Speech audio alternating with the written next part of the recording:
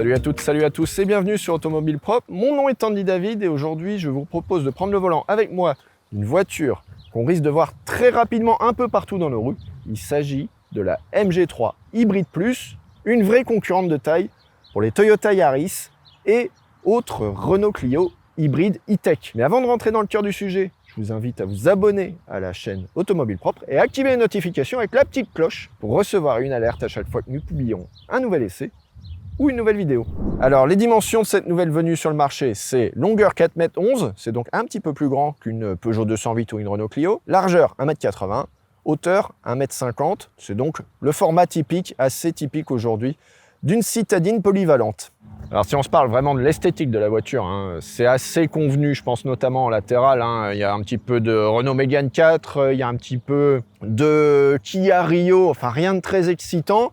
Je vous laisse voir entre vous, on peut s'en parler dans les commentaires, est-ce que vous trouvez ça chouette ou pas. Ce qui est assez marquant, c'est qu'ils ont mis beaucoup de lignes de tôlerie pour essayer d'animer un petit peu tout ça. Et puis sur la face avant, c'est peut-être là que la voiture s'individualise le plus, entre guillemets, avec, alors on a cette espèce de grande calandre entourée par des espèces d'ouvertures en L, format nid d'abeille, on va dire. Et aussi, on a un petit peu mis des éléments en plastique croisés, etc. pour essayer de donner un petit peu plus d'allure. Voilà, le ski à l'avant avec en vrai faux carbone, un petit effet un petit peu compétition. Et puis le capot qui est assez remonté. Ça permet évidemment de passer les normes de choc piéton. Et puis ça donne une allure un petit peu particulière à la voiture. Moi, je trouve personnellement qu'il y a un effet hure de sanglier. Alors sur cette version, on est équipé de jantes 16 pouces. Et je note, alors qu'on est en Kumo, ça change des habitudes. On va voir si niveau grippe on est bien servi ou pas. Et on est plutôt en taille haute, ce qui est plutôt une bonne nouvelle a priori pour le confort, parce que on a plus de surface absorbante et les pneus absorbent mieux que les chocs que si c'était des tailles basses sur des jantes 20 pouces. Donc on va voir ensemble si ça a un vrai effet bénéfique pour le confort des occupants de la voiture. Et puis à l'arrière, c'est aussi assez classique dans la présentation, avec ici sur cette version, un essuie-glace arrière, mais attention, sur l'entrée de gamme, il n'y a pas. Évidemment, on va voir que cette voiture est avant tout faite pour compresser les tarifs. Et puis voilà, les feux allongés, c'est marqué dessus, SAIC Motor, donc c'est le géant shanghaïen de l'automobile, avec plusieurs millions de voitures construites par an, dont 1 million à l'exportation à peu près. Et puis à l'arrière, ce vrai faux diffuseur, qui a avant tout un effet esthétique, plus qu'aérodynamique. Alors en ouvrant le capot, de quoi on s'aperçoit? D'abord que le capot 1 il est très léger et 2 il n'y a pas beaucoup de garniture, donc niveau insonorisation ça risque d'être un peu léger. En revanche, ce qui est beaucoup plus intéressant, c'est la chaîne de puissance qui est inédite chez nous, qui est inaugurée avec cette MG3. Alors concrètement, de quoi est-elle composée? D'abord un moteur thermique 1500 cm3 fonctionnant selon le cycle Atkinson, comme chez Toyota. Ce bloc thermique il a un taux de compression élevé afin de privilégier là aussi vraiment l'efficience, et on est à 102 chevaux. Il est atmosphérique, pas de turbo ici. Il est accolé à 2 machines synchrones à aimant permanent. Il y en a une qui sert de générateur et l'autre qui est directement connectée aux roues.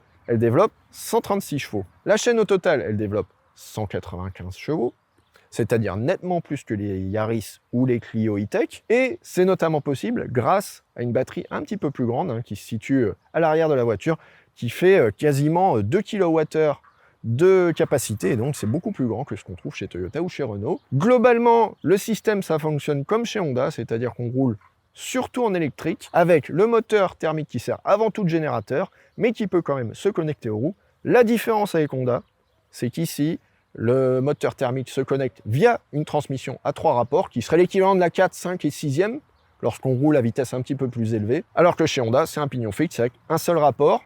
L'avantage, c'est qu'on a plusieurs rapports, donc le moteur se fait un peu plus discret. L'inconvénient potentiel, on va voir ça tout à l'heure, c'est que ça fait un petit peu plus de poids et un petit peu plus de frottement, ce qui est un peu moins bon pour l'efficience. Allez, me voilà à bord de cette MG3 Hybrid Plus.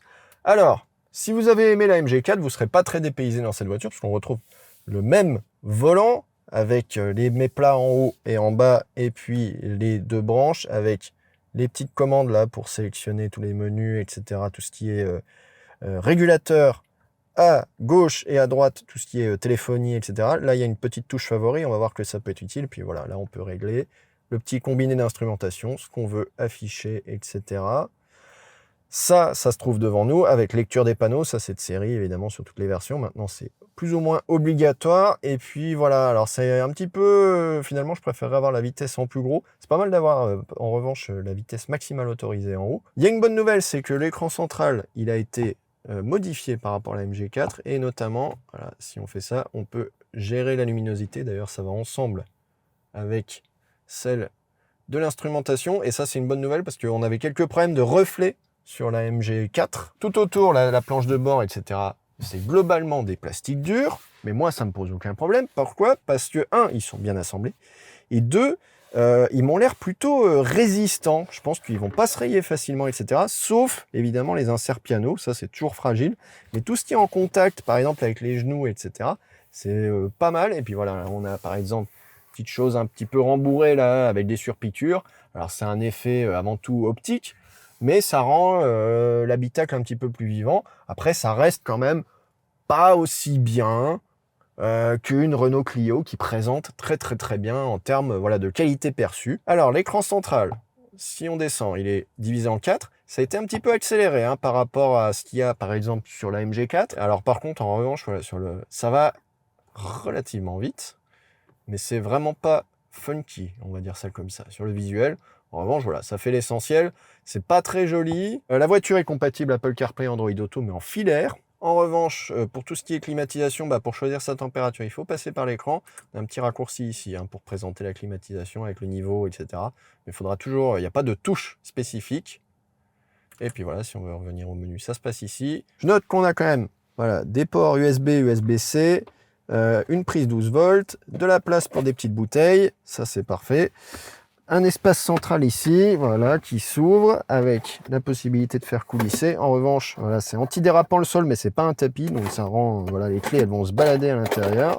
Vous pouvez les entendre. On a des grandes bacs de portière. On peut facilement mettre une bouteille si elle est pas trop épaisse. Ça reste quand même assez basique. Moi, il y a un truc vraiment qui me hérisse, c'est que si on débloque, le volant il est réglable en hauteur, très bien. Il n'est pas réglable en profondeur. Et moi, j'ai un problème, c'est que j'ai des petites jambes. Et si je veux une position où je me sens pas trop loin du volant, globalement, je suis obligé un peu de tendre les bras ou alors que mes genoux ils touchent un petit peu la colonne.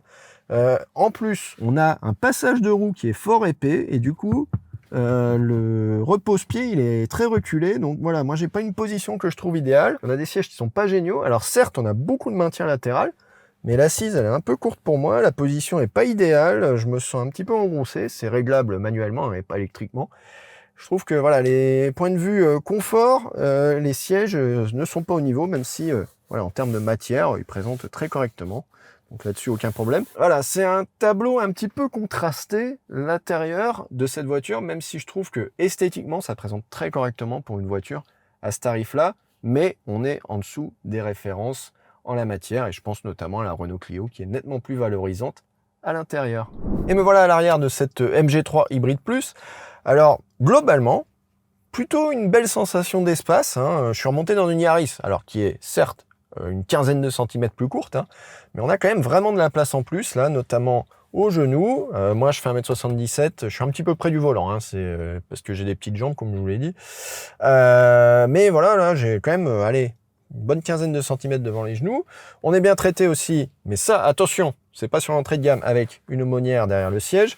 Pareil, hein, ça aussi, c'est pas sur l'entrée de gamme, c'est les petits aérateurs individuels pour les passagers arrière, tout comme le port USB. D'ailleurs, c'est un port USB normal et pas un port USB-C. Ça, c'est un petit peu étonnant. En revanche, voilà, on a une vue assez dégagée. On a de la garde au toit. Hein, allez, même quand je mets la tête sur l'appui-tête, j'ai encore un petit peu de marge au-dessus des cheveux. Bon, alors les matériaux, etc., c'est pas remarquable, mais la présentation et l'ergonomie me semblent tout à fait correctes. On n'est pas trop penché en arrière. L'assise, elle est peut-être un poil dure pour ceux qui aiment le côté un peu moelleux. Je rajouterai qu'on a aussi une poignée de maintien. Donc bilan plutôt satisfaisant aux places arrière. Allez, un petit mot sur le coffre. Et on va voir que c'est un chapitre où la MG3, d'ailleurs, tiens, coffre manuel, hein, ce qui, moi, à ce niveau de gamme, et vu qu'il est léger, ne me choque pas. On va voir que c'est une petite déception. Petite déception parce qu'on s'aperçoit que la capacité, elle est en dessous de 300 litres. Or, c'est une des plus longues hein, des citadines polyvalentes. Et que les Clio ou 208, elles disent mieux avec une longueur plus courte. Là, on est juste en dessous de 300 litres, c'est-à-dire le volume d'une Yaris, et une Yaris est pourtant quand même vraiment beaucoup plus petite que cette MG. En revanche, on se satisfait voilà, d'avoir de la largeur, on a un petit peu d'espace en hauteur, double fond, voilà, on a le petit truc en polystyrène dans lequel on peut éventuellement caser, par exemple, quelques éléments de secours, etc. La batterie se trouve à l'arrière, et on se passe ici, tiens, c'est intéressant, d'une roue de secours, on a des petites attaches, ça c'est pas mal. Mais voilà, globalement, un bilan pas forcément ultra positif sur le coffre, mais ça c'est le cas de beaucoup de voitures chinoises qui privilégient les places arrière plutôt que les coffres. Alors me voici dans un petit village, ça va être l'occasion de tester les qualités ou les défauts de cette voiture en contexte urbain. Allez, hop, on démarre, pied sur le frein, start, et le rapport ça se commande ici sur la console centrale, on se met en D. Là, ready, ça veut dire qu'on est prêt à partir. Et la voiture s'élance sans un bruit, en mode 100% électrique. Donc on va voir jusqu'à quelle vitesse ça tient. Voilà, directement, hop, on s'enfonce dans les ruelles. Alors 2 mètres de large, me dit le panneau. La voiture en fait 1,80. Et tiens, on entend le moteur thermique qui démarre, mais plutôt à toute petite allure, à petit régime. Ça pose pas vraiment... voilà. On l'entend, hein. Il est sonore. Mais il n'est pas extrêmement présent dans l'habitacle. Voilà, ça passe. Alors, ce qui est bien, ce que je trouve là, c'est que les montants, ils sont assez loin. Donc, c'est pas un problème. Et là, j'aimerais bien avoir un accès direct à la caméra 360, mais c'est pas le cas. Pour l'activer, faut mettre la marche arrière, mais ça tombe bien mal. Je comptais aller en marche avant. Et là, voilà. On peut aussi passer par l'écran. Voilà, ça passe sans problème. C'est assez... voilà, on sent que c'est une voiture conçue bien pour un usage urbain. Alors justement, on va faire le petit demi-tour. Et la caméra 360, alors elle est petit format, hein, parce que l'écran fait que 10 pouces, entre guillemets, ce qui, de nos jours, peut paraître un peu chiche. Mais je trouve qu'elle saccade pas du tout. Elle n'est pas d'une qualité optimale, hein, mais globalement, elle fait très bien son office. Mais ça, attention, hein, c'est pas sur toutes les versions. C'est plutôt en haut de gamme. Sinon, il faudra se contenter de la simple caméra de recul ou des fameux bip bip hein, que vous connaissez bien. Hop. Voilà, la voiture pivote bien. Hein. Je trouve qu'elle a un beau rayon de braquage. Voilà, en montée. Mais là encore, hein, on est 100%. Certes, on est en hybride, donc avec le moteur thermique qui tourne, mais là, il est vraiment en mode générateur. Donc il se fait quand même relativement discret. On n'a pas le qu'on a souvent en montée. Là, on est vraiment dans un autre schéma, plus à la Honda. Et ceux qui ont déjà roulé en Jazz en ville savent que c'est une voiture vraiment très plaisante dans ces conditions. Alors là, on n'a pas la même position. Hein. On est un peu plus bas. Mais ça reste voilà, une voiture très facile en ville. Alors, il n'y a pas de... Malheureusement, il n'y a pas la possibilité d'avoir les palettes pour choisir son type de régénération et ça se passe sur l'écran central. Alors on va, voilà, MG Pilote, c'est dans conduite, récupération d'énergie, faible, moyen ou fort. Là on aimerait bien avoir peut-être voilà, les bonnes vieilles palettes. Hein. Je sais que vous êtes nombreux sur Automobile Propre à aimer les palettes. Et non, la voiture, elle se laisse, y compris avec le niveau le plus fort, elle se laisse avancer à une petite dizaine de km/h et il faut appuyer sur le frein. Donc pas de one pédale évidemment sur cette auto. Voilà, gendarme couché. Pom pom. Pom pom. C'est pas inconfortable, hein, grâce notamment aux pneus taille haute. Le format, il est un peu supérieur à celui d'une Yaris par exemple. Et je trouve que ça pose pas de problème. On voit bien le gabarit, il est assez naturel de cette voiture. Donc pour moi, en environnement urbain, un bilan positif pour cette EMG. Allez, me voilà sur une petite route de campagne, ça va être l'occasion de se rendre compte des qualités dynamiques de la voiture. Alors premier point, le poids, hein, on est à 1300 kg hein, à peu près sur cette version et c'est un peu tout à l'avant. Du coup, le caractère, logiquement, ça s'écrase un petit peu sur le train avant, mais c'est plutôt pas désagréable à conduire, hein, y compris en virage. Alors tiens, on va se mettre en mode sport. Voilà. Alors on est un peu limité par le grip des pneus, hein. Et puis voilà, là on est en montée. Et vous entendez le moteur thermique qui se met à rugir. Alors, la sensation, elle est un peu étonnante parce que quand le moteur est éteint et qu'après il se met en route, alors c'est pas un à-coup, mais il met un peu de temps à se décider. Et du coup, lorsqu'on met le godasse, qu'on appuie fort sur l'accélérateur, on n'est pas certain à chaque fois de ce qu'on va trouver. Si on va trouver le punch un peu limité du moteur électrique qui là est à haut régime et du coup il est un peu en haut de sa courbe de couple, ou bien si on a le moteur thermique qui rentre et dans combien de temps il rentre. Et du coup, moi ça me dérange un peu quand on arrive dans une position genre dépassement, etc. parce que on n'est pas sûr à tous les coups de ce qu'on va trouver quand on appuie.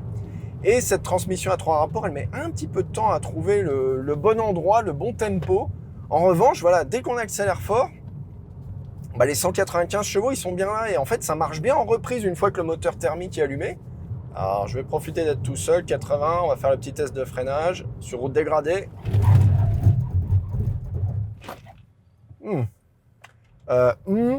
Parce que j'ai trouvé la distance un poil longue. Alors les pédales spongieuses, bon ça c'est assez classique, hein. Puis les hybrides, il faut toujours qu'ils fassent leur petite cuisine entre régénératif et freinage hydraulique classique. Et là, alors j'ai trouvé la distance pas franchement courte, et notamment parce que voilà, encore une fois, on est en Kumo aujourd'hui, la limite de grip elle est un peu loin.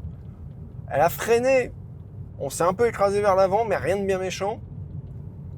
J'ai senti qu'elle tournait un poil. Mais ça, c'était sans doute dû aux déformations de la chaussée. Hein.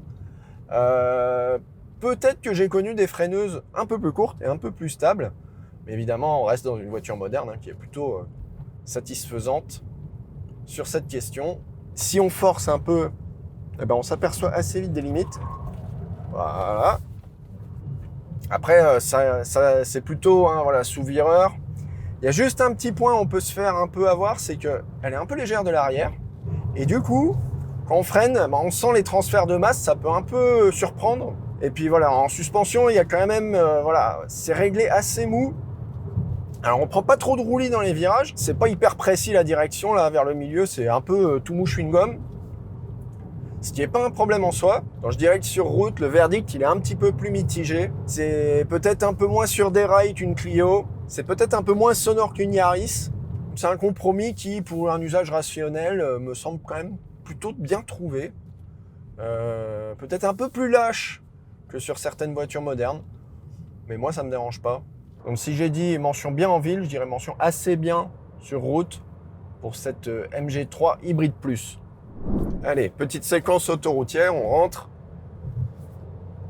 sur la 9. Voilà. Quand le moteur thermique se met en route, toujours le petit effet overboost. Et là, on sent le moteur thermique qui intervient. Alors je me suis calé à 130 au régulateur. Alors la première constatation, j'ai été un petit peu... J'ai eu la dent dure tout à l'heure quand j'ai ouvert le capot et j'ai dit qu'il n'y avait pas assez d'isolation. Alors, c'est pas une voiture reposante, hein. On est à 71 décibels. Là, j'ai testé avec mon petit sonomètre à 130 km/h.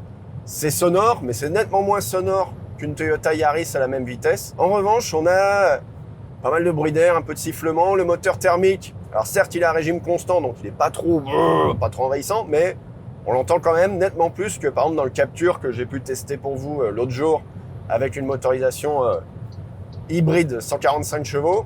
Sur toutes les versions en série, il y a le régulateur intelligent et le maintien sur la voie. Alors, traditionnellement, par exemple sur la MG4, ça intervenait comme dans Kill Bill. Hein. C'était particulièrement violent avec des coups de frein dès qu'on arrivait un peu trop près de la ligne, etc. Donc c'était assez désagréable. Là, on a un peu solutionné la chose. Comment ? Notamment avec une nouvelle caméra qui se trouve à l'avant, qui est fournie par Mobileye, qui est un fournisseur un petit peu plus connu que celui qu'on avait avant. Et du coup, c'est un peu plus doux. Ça reste quand même perfectible. J'ai eu du mal à le déclencher tout à l'heure, par exemple. Bon, par contre, voilà, il y a un petit peu de mou dans la direction, un poil de... Voilà, c'est pas une lame. Alors, ça ne copie pas la route, ça c'est l'avantage. Mais il y a un petit poil de prise au vent, il y a un peu de Mistral aujourd'hui, ce qui aide pas aussi pour l'insonorisation. Donc l'insonorisation des passagers, elle est faite. C'est plutôt dehors où on laisse, quand le moteur thermique est en route, c'est un peu sonore. Mais ça, c'est plutôt pour les piétons ou les gens autour de vous.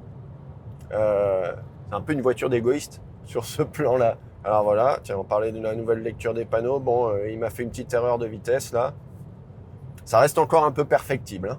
Alors un petit mot sur la consommation. Cette voiture est homologuée avec 4,4 litres au 100 WLTP. Et sur la boucle qu'on a faite, qui n'est pas forcément ultra représentative parce que, vous savez, pour faire des photos, tout ça, on est obligé de passer, redémarrer de zéro, etc. Donc des fois, c'est un peu... Nous, journalistes, on a des valeurs un petit peu supérieures à celles que vous constaterez, vous, dans la vraie vie. Ce que je constate, c'est qu'après à peu près 300 km, je suis à 5,4 litres au 100. Ce qui est quand même une valeur plutôt très bonne, hein. C'est voisin de ce qu'on a, par exemple, avec le système e-tech sur une Clio. Je pense qu'avec une conduite plus classique et sur des trajets périurbains, on peut facilement descendre à 4 litres et demi, 5 litres. Ce qui est quand même vraiment une valeur remarquable. Sur autoroute, hein, on est un petit peu au-delà, on est plutôt vers 5 litres et demi, 6 litres, si on reste vraiment à 130. Mais voilà, c'est quand même une voiture qui est plutôt pensée pour du trajet pas trop long. Et là, clairement, le fait d'avoir la grosse batterie, etc., ça aide vraiment la consommation de la voiture. Évidemment, il y a la question du prix. Cette voiture, là, on est en finition Luxury, donc c'est la plus haute. Elle est en dessous de 24 000 euros. Et 24 000 euros, c'est le prix de départ des Toyota Yaris ou des Toyota Yaris hybrides ou des Renault Clio hybrides. Donc clairement, la dotation, etc. fait que la voiture est extrêmement intéressante. Et l'entrée de gamme, avec quelques équipements en moins, mais quand même une dotation de base, elle est en dessous de 20 000 euros. Donc voilà, clairement, MG marque énormément de points sur cette question-là. Et d'ailleurs, ils veulent vraiment bousculer le marché, hein. Ils nous ont fait part de quelques objectifs de vente. Ils aimeraient bien en vendre à peu près 15 000 par an à partir de l'année prochaine. Les livraisons ont déjà commencé, hein. Vous pouvez déjà aller chez votre concessionnaire MG pour récupérer la voiture. Il y en a déjà. Aujourd'hui, MG a près de 200 points de vente en France et des produits qui, d'un point de vue prix, sont extrêmement bien placés et qui sont franchement en rapport qualité-prix vraiment intéressants. Et on nous parle beaucoup des voitures électriques chinoises à 80 000 euros qui arriveront peut-être dans 5 ans. Non, la vraie conquête du marché par les constructeurs chinois, eh bien, elle se fait sur ces voitures nettement plus prosaïques, mais qui fonctionnent et qui répondent vraiment aux attentes de beaucoup de consommateurs sur nos marchés. Et quelque part, c'est un petit peu un appel aussi aux constructeurs européens que je fais là, c'est qu'on a cette obsession de vouloir faire de la marge, du premium, etc. Mais si on abandonne des marchés comme ceux-là, après, on perdra forcément des parts de marché parce qu'il y aura toujours des clients intéressés par des citadines polyvalentes, notamment pro, hein. Par des citadines polyvalentes comme ça, qui font leur job sans être extrêmement brillantes d'un point de vue présentation, etc., mais qui sont voilà, des voitures pour travailler, des voitures pour tous les jours. Et puis cette technologie Hybrid Plus, hein, on va la retrouver assez rapidement sur le futur ZS. Vous savez, le ZSEV, là, il est en fin de carrière, donc il va y avoir un ZS d'abord hybride, puis après on fera la version électrique. Et la version hybride aura exactement la même motorisation, la même chaîne de puissance que celle qu'on a aujourd'hui. Donc ça, c'est pour l'année prochaine. Et les constructeurs de la République populaire de Chine sont là pour rester et qu'ils ont vraiment l'ambition à long terme de s'installer sur nos marchés et qu'il faudra compter avec dans les années à venir. Et voilà pour ce premier aperçu à bord de la MG3 Hybrid Plus, hein, donc cette nouvelle citadine qui entend s'attaquer au Yaris et au Clio. Elle a des arguments face à elle. Le premier, évidemment, c'est le tarif, hein, qui est largement inférieur à celle de ses concurrentes. On est peut-être un petit peu moins bien niveau présentation, il y a quelques petits défauts, voilà, etc. La chaîne hybride, elle mérite encore d'être peut-être mise à jour, mais globalement, le produit, il est quand même très convaincant. Après, je m'adresse à vous, chers fidèles d'Automobile Propre. Vous avez acheté une MG4, une MG ZS, etc. Vous avez l'expérience de la marque. C'est une marque relativement jeune sur notre marché.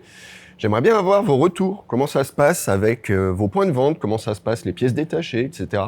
MG a notamment annoncé qu'ils avaient ouvert un centre de pièces détachées à Lens, dans le nord de la France, afin de rendre les choses plus faciles sur ce sujet. Donc donnez-nous vos ressentis, donnez-nous vos impressions, donnez-nous votre expérience. Ça aidera les autres fidèles d'Automobile Propre à se faire une opinion. J'espère que cette vidéo vous a intéressé et on se retrouve très vite sur Automobile Propre. Ciao!